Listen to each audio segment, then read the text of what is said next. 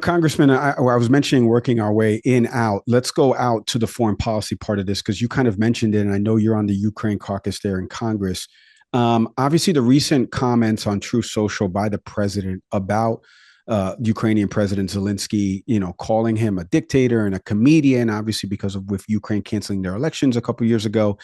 I would love first to get kind of your takes first on Secretary of State Rubio's trip out to Saudi Arabia to meet with Russian officials. What did you make of that meeting? Is that the right way to approach this? Because that seems to be the foreign policy approach of this administration, which is let's talk to Russia and see if we can negotiate with them first, versus the opposite, which is Ukraine was invaded. They were invaded by Russia, and the president is alluding to the United States being a part of starting this war. Can you kind of break all of this down for us? And what is your position been on this as you sit on the Ukraine caucus and talking with other members of Congress? It's horrifying and it's so dangerous. It's really it's shocking.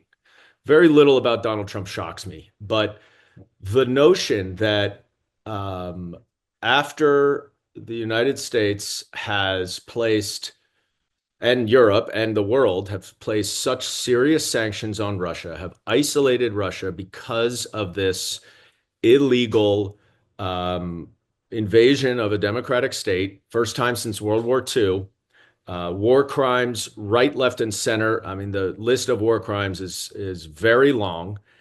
And that all of a sudden he comes in and decides that Russia is a partner for peace and a partner for the United States when with some very, very questionable and really deceitful rationale that somehow this is the same kind of Russian propaganda that he was peddling in Trump 1.0, that Ukraine is responsible for the war.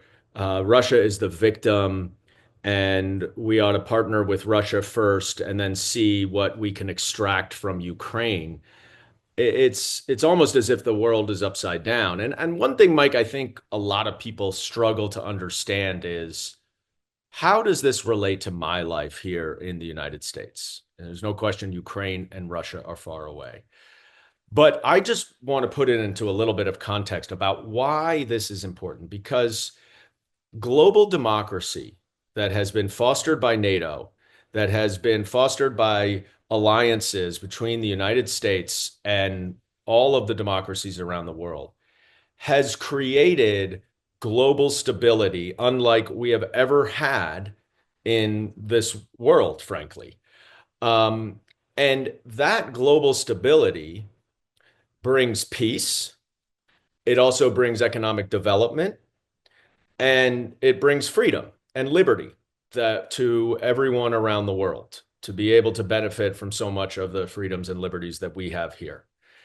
If Donald Trump aligns himself with a dictator, Vladimir Putin, and the United States pulls itself away from the world stage, it opens up a massive vacuum for Vladimir Putin, for China, for Iran, for despots and tyrants to take over.